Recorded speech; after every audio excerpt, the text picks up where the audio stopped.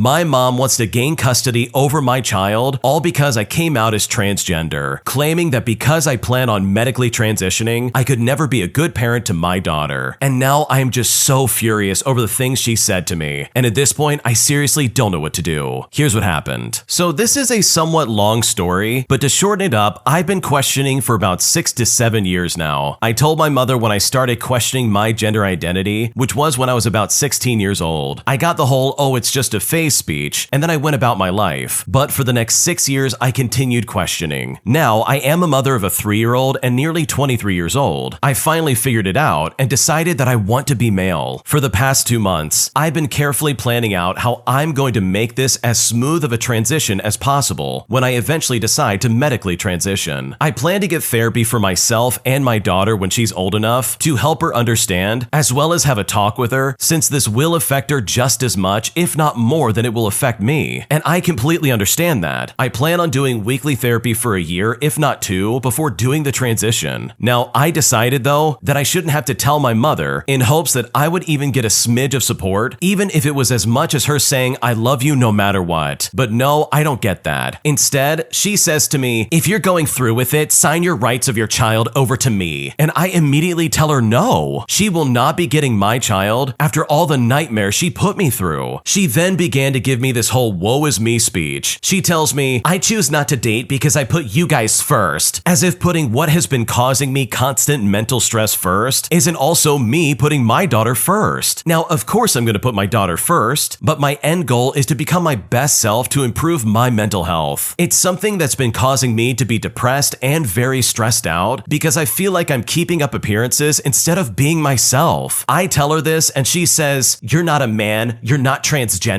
This has nothing to do with mental health. She tells me to wait till my daughter turns 18, which, knowing how I was when I became an adult and tried to go off on my own, will only cause my daughter more stress. I want to work through this before she turns into an adult. That way it's a normal thing for her before she becomes an adult. Overall, I feel majorly disrespected, and I ended up actually crying over this because I've been overly stressed out due to financial reasons as of late. I honestly just really need to get this off my chest before I end up having my 3rd panic attack this month due to stress. My brain overall just feels so scrambled, and at this point, I seriously don't know what to do. Your mom sounds absolutely awful for the things that she's saying to you. The fact that she wants to take away your kids all because you're coming out as transgender and that you want to try and transition in your life is absolutely insane to me. Like, trust me, if I was in your shoes, that would be the first and last time she would ever talk to me like that about my kid. Because what she said is completely inappropriate. That is such a disgusting way to treat somebody, especially when they're being vulnerable and talking about something that is really delicate. And this situation is just that. It's very delicate and very sensitive. I don't think there's any reason why you can't transition and still raise your kid right. Like, I don't think for a second that's gonna stop you from being a good parent, and based on the way you've described your mom, I think you're guaranteed to be a much better parent than anything your mom could give you. And just imagine if you did sign over your kid over to your mom. I can imagine she would only perpetuate the same stuff that she did to you when you were growing up. Her entire argument and anything she has to say is so ridiculous because there's plenty of people who are transgender who are able to raise their kids just fine, and there's literally no issue. So truly, I wish you the best of luck in all of this because the way your mom is treating you right now is completely unacceptable, and I don't blame you for being distant from her in the slightest. If you like Am I the Jerk, you're probably going to love Am I the Genius. Check it out, link down below in the description. Also, go to AmITheJerk.com/submit if you would like to submit your own stories. A group of customers take the merchant receipt with them after I serve them on a check of $160. But after spending the day worried that I wasn't going to get a tip for that service, my manager came in clutch and helped me figure out exactly what I needed to do. Here's what happened. So I work at a restaurant that's inside of a casino and a hotel. This past week has been rough and very frustrating for everybody. Lots of needy guests that run you ragged for low tips, rushes near the end of my shift before second shift arrives, as well as being stuck an hour plus after my scheduled timeout to do side work. The day before this incident took place, I worked a 12-hour shift to help cover somebody calling off. Then I was back at work at 8 o'clock in the morning the next day when this took place. My first table was initially going to be a 6-top, which is great because we put 20% auto gratuity on them, but only 5 of them showed up, so I didn't get auto gratuity. Service went very well and the table was full of friendly people. I had a feeling this table would be a good start to my day and hopefully turn around this frustrating week. They had run up a $160 check, which is high for breakfast, so I was excited. The grandfather of the group asked for the check, I run his card, and I drop the check off. I wish them well and I sent them on their way. A few minutes later, I see them walk out of the restaurant, but I'm mid-delivering drinks and I just got sat. Within about 3 minutes, I'm able to go to the table and pick up the signed receipt, but it is nowhere to be found. The check presenter is sitting there with a customer copy and there is no cash on the table. Being 99% sure the grandfather accidentally took the signed copy, I immediately full-on sprint out of the restaurant and book it to the elevator downstairs. But I couldn't find them in the lobby or down the hall right away, so I had to go back. At this point, tears are welling up and I'm doing my best to hold it together until I get to the back of house. When I finally get in the back, all of the BS from this week hit me and that receipt was my final straw. I was very visibly upset and my amazing coworkers came to help me right away. The other server gave me a hug and checked on my tables. I went to the bathroom to splash some water on my face and gather myself. I was better after about 5 minutes, but still very upset that I lost out on probably $30 because of something so stupid and that my day had such a sour start again. I continued about my day, although frustrated and somewhat frazzled. A few hours later, near the end of the chaos, one of the food and beverage managers is making rounds on the venues and stops in to check on mine. I tell him what happened and he asked to see the check. I still had the check presenter saved sitting near the point of sale, exactly how it was on the table. He moves the check side to side in the light and saw the pen impressions of the tip and signature. He told me it's good enough for me to get the tip and that they left me $40. And when he did that, I was so happy. I literally started crying tears of joy. I was very thankful for my manager and my coworkers, because without them, I honestly would not have been able to make it through that day. Wow, that's seriously a crazy situation. First of all, anybody who thinks the server in this story is overreacting over what, $40 has clearly never worked as a server for a living. Like, those tips make or break what your paycheck's gonna be. At least that's relevant in the United States. So when the customer doesn't tip the server, that is honestly devastating. Like, that really would ruin my day because it would set me back a lot of money. And personally, I feel like servers need to make a lot more base money as it is, and they should not solely rely on tips in the slightest, but that's just my opinion. But overall, I'm glad the original poster was able to get some kind of tip out of this mistake, because if you seriously missed out on the tip they were trying to give you, that really would have been unfair and absolutely unacceptable. Am I the jerk for telling my girlfriend that I don't like waking up early to drive her to work? Because right now she seems very upset with me, and right now I really don't know what to do. Here's what happened. So every Sunday I wake up at around 5 o'clock in the morning so that I can drive my girlfriend to work. This most recent Sunday I was being super slow about it and I stayed in bed until 6 in the morning, meaning I couldn't cook breakfast in time and that she ended up cooking. After waking up an hour late, I was rushing through my usual morning routine and didn't give her the usual amount of attention that I do, and I told her I was rushing because I didn't want her to be late for work. She didn't like that I was rushing and only giving me quick kisses instead of long ones, and said that I looked super sleepy and that it looked like I didn't want to take her to work this morning. I responded by telling her that I hate waking up early and that I'm very far from a morning person, but I still do it because I liked having her there and spending time with her. Well, after that, she said that she would rather take an Uber to work that Sunday and go home on Saturday nights instead of spending the night because I was acting like I was being forced to take her. I still insisted I take her, and we ended up going, but she didn't speak to me that entire car ride. She's also been very distant since then, not really responding to text messages, and if she does, it'll be a short response with a period at the end of it, which I think means that she's mad at me. So was me telling her that I hate waking up early the wrong move, even though I told her it's okay because I love spending time with her? I just really don't get why she's so mad. Should I just let her spend the money on an Uber, which is like $30 to $50 instead of me driving her? What should I do? I don't think you're the jerk here, because at the end of the day, you still show up every morning to drive her. Just because you don't like doing it doesn't mean you don't want to do it. And for her to be like, wow, you're not enthusiastic about waking up at 5 in the morning, I'm just gonna get an Uber. That, in my opinion, is really weird and like a complete overreaction. Because in my opinion, when you love somebody, you still want to do things for them even if you don't enjoy it. Like, I think that's completely normal and there's nothing wrong with that. And also, I don't know about you, but I'm personally not a morning person. So like, I can completely understand this guy where he's like, I don't really want to wake up early, but I would love to do it because I want to spend time with you. Like, the trade-off of spending time with the person you love far outweighs the cost of having to wake up incredibly early. So in my opinion, I don't think you're the jerk. I think this is just a misunderstanding and some kind of way, and for the sake of both of you, I hope this all gets worked out in the end. I caught my girlfriend cheating on me after my friend got a picture of her dancing up against another guy, and at this point, I seriously don't know what to do. Here's what happened. Okay, to start off, I want to say that I dislike talking about myself, but I guess I have to get some context. I met Anna in college. Anna is not her real name. Before that, I served 5 years as a combat engineer for the Marines, and let me just say I did a lot of stuff, and I had a lot of stuff done to me, and that's pretty much all I want to expand on that. I got out and immediately enrolled in my local college. I was still definitely in the transition period between military and civilian life, and all of its ups and downs. Missing my boys, frustration at how regular people acted, all that stuff every veteran goes through. I was lucky and found a group that adopted me basically. Anna was one of them and we hit it off. Eventually we both got the courage to go out, and long story short, we started dating. We dated for 7 months, and I thought that everything was great. We went on dates, I got her gifts, and I made sure to meet her outside for class every day so I could walk her home. Well, 3 weeks ago, an old friend from the military was getting out and was driving across the country back to his home, and he would be passing through our city, so I offered for him to stay with me. We decided to go out like the old times, wandering red light districts on Liberty during deployment. And just like then, he got so drunk he wandered off and I lost him. Eventually we found each other and got back, and the next morning my friend said he had something he needed to show me. He said he didn't remember that night, but he had pictures on his phone. Now it was blurry because he was very drunk, and the club lights were also kind of distorting the picture, but it was a picture of Anna grinding on another guy. I was absolutely sure of it. It was taken from a club down the road from me, from the bar that I originally lost my friend at. Now, I was never one to leap without looking, so I decided to give her the benefit of the doubt. We're in the capital city of our state. How many women who look like her were in the city anyways? I went to class, and afterwards I tracked down Anna's best friend. They always go out together, so if she was at the club, then the best friend would 100% be there as well. So I found her and I asked her if they went out last night. She denied it, so I said it was weird because my friend saw Anna. And then right there, the friend started stammering and saying he was mistaken. And while he was drunk enough, I mean, he very well could have been, her reaction was just so unbelievable, it sealed the deal for me. I just said to her, "Oh, okay, sure." And I walked away and continued my day as normal. Now, I doubt it's very healthy, but I can dissociate on command, and I just continue on from there. It's how I got through some of the worst times in the military, so I think I just fell back on that. You never rise to the occasion, you fall on your training. I didn't wait for Anna after class, and that was the first time since we started dating. When I got back to my house, I don't really know why, but I put on my old boots and I went running. I ran until the sun went down, and I realized I had left my phone on my bed. I get back to a million text messages and some missed calls from Anna. Her text strain was textbook stages of grief. She tried telling me it wasn't her, then berating me for not talking to her, which turns into her begging that I respond. Then her text messages started getting bad, where she admitted it was her, but nothing happened. But then she went down the list of her only dancing with this guy, to then only kissing him once, to then saying it was a one-time thing and that it meant nothing. It had to be hundreds of words of her just melting down that I wouldn't talk to her. And even if I did have my phone on me, I don't know if I would have done that in the first place. I had nothing to say to her, and the text barrage just ended up with her repeating that she was sorry, but I just texted back that it's over, and then I blocked her. And once again, I fell back on my training, which basically means I just wall myself off. I'm fully aware that none of this is healthy, but stuff happens. I just continued on and ignored the friend group because the way I see it is that they're her friends before they were mine. I won't ask them to choose, so I'll just stay away, which really sucked because they were my only friends at this school. This continued for a while until yesterday, where I was cornered by the group, and they started telling me how Anna had a mental breakdown and is in a really bad place. She won't leave her room and spends all her time looking at pictures of us, saying that she loved me and the other guy meant nothing. I just stared at them blankly, and then her best friend started demanding that I go see her and that I apologize for what I'm putting her through. She said to me, "Don't you even know the nightmare she's going through right now because of you?" Let me tell you something. The amount of strength it took for me not to break my bearing and start in on all of them was astronomical. And my God, I thought they were my friends. This little cornering just shred any last care I could possibly give. So I just responded by saying, "I know, and I just don't care." And then I started walking away. One of my ex-friends tried to stop me, but stood down when I pushed him aside. I know Anna has a history of mental instability. She's had a few incidents in high school, but her doctor finally found the right cocktail cocktail to put her on, and she was a lot better. And I meant what I said when I stated that I really don't care if Anna won't leave her room. If she does something stupid, then I might care. As much as she hurt me, she is still a human, and I don't want that for anyone. But I do hope my ex-friends help her out. She needs support, and not some awful job at intimidating me just to forgive her. So I guess the advice I'm asking for is, do I really make sure that she's okay? Should I at least make sure that she's not going to do anything stupid, if you know what I mean? We won't ever have what we did again, but I don't want her doing anything dumb, and I'm willing to sacrifice my emotions for that. What should I do? Okay, first of all, the best friend of your ex-girlfriend is completely out of line, and she is insane. Is she seriously trying to imply that you did something to her? Because last I checked, this lady cheated on you, not the other way around. You've been loyal to her, and you really did love her, and she went behind your back to go and dance with some other guy and start getting all lovey-dovey with him without you knowing about it. Like, that part alone completely disengages any argument she has about anything you've done to her. So on that end, I'm kind of glad that you stayed away from these friends, because they clearly were not your friends. They were only friends with Anna, and that's all they will ever be. Now, when it comes to checking in on her and making sure she doesn't do anything stupid, I don't think that's a terrible idea, but I do think you need to know that she's gonna want to try to get back with you. And it sounds like you don't want anything to do with her, and trust me, if I was in your shoes, I would feel the exact same way. So I do think you could be the bigger man and check in on her, just for the sake of saying that you did check in on her. Because you are not obligated to have any kind of relationship with this woman, especially after she betrayed your trust. Because at the end of the day, you don't owe her anything. She's dealing with the consequences of her own actions. And that is literally something that she's gonna have to live with for the rest of her life. Am I the jerk for canceling our apartment signing after I found out that my boyfriend bought an expensive car? Because right now he is very upset at my decision. And at this point, I seriously don't know what to do. Here's what happened. My boyfriend and I have been living together for the past 2 years. We've been living with roommates and have been looking for a place to move into for a while now. It is expensive, and I have a dog, so it's been difficult to find a landlord that would be okay with me having said dog. My friend has been moving out, and she has a dog too, and is willing to sublet for us. The landlord said they are okay with signing us if we want to stay after the 8-month sublet. It's a fairly good price near work, so I'm happy with it. We worked through the credit check and we are about to sign it, but recently I discovered that my boyfriend bought another car. He already has his daily driver, but then he wants a weekend car, which I personally find ridiculous. I mean, why would anybody need 2 cars? He has a Honda Accord that is fine, and he has never complained about problems with it, but he recently said he bought another car. He isn't the best with money. He really likes to spend till the last dollar and doesn't have any savings. I've had to bail him out twice on rent. We both pay around $1,100 plus utilities, and he makes around $70,000 a year. So he should have savings, but he doesn't. He paid me back, but it was months later than we agreed on. So I wasn't really happy that he did that, but I didn't realize he bought such an expensive car. He didn't show it to me until Saturday when we picked up a Corvette. Now, I don't know what model it is, but I asked him how much the car was, and he said it wasn't my business. And I was just so mad that he bought a car that was clearly expensive. He admitted later, all because I refused to let it go, that it was $42,000 and that he had traded in the Honda. Even then, his payments are almost $800 a month. I was so mad he did that, especially because he asked me to cover part of his share of the apartment security deposit literally a week before he bought the car. I called my friend and apologized and told her I can't sign the lease, and she said she was okay with it. I had not paid the deposit yet, thankfully, and my roommate is okay with me staying, so I'm good. But my boyfriend's lease is ending, and the landlord wants him out, so he is mad at me canceling us moving in together because now he still needs to move, and will probably be paying more than if we move in together. He yelled at me for butting in on his business, saying it's not my business what he buys. I think that's fair, but he also doesn't have any money, and he bought an expensive car, so if anything goes wrong, I have to pay his share of the rent. So honestly, am I the jerk here? What should I do? I don't think you're the jerk in the slightest. For starters, it really sounds like your boyfriend is using you entirely. Like, he keeps asking for money, he keeps wanting you to pay for stuff, and he himself has literally no savings to his name. Like, this guy just does not sound responsible in the slightest. And he's going about all of this in the wrong way. He literally already has a car. There was no reason to trade it in just to get a brand new Corvette. And you know what? I feel like this is just going to perpetuate this same cycle he's put you in. He's going to have this $800 a month car payment, and you're going to have to pick up the rent and the utilities, all because he can't afford afford it. And honestly, that is not fair for you in the slightest. Like, you've planned ahead and you've made sure that you have money set aside for certain things, and you have some kind of safety net when it comes to like your money. So in my opinion, I think your boyfriend would have just done the same thing the second you move in. Like, his spending habits are not going to change just because you guys live together, by the way. If anything, I'm really convinced that it might get worse, and then you really would be stuck between a rock and a hard place. So no, of course you are not the jerk. I think what your boyfriend did is absolutely unacceptable. And if I was in your shoes, I definitely would be very upset as well. When you subscribe, make sure to hit the bell to turn on notifications. To finish listening to all the stories, check out the playlist at the top of the description. And if you want some chill music to put on in the background, check out easymode.com. If you like Am I the Jerk, subscribe to Am I the Genius. Everything will be linked down below in the description.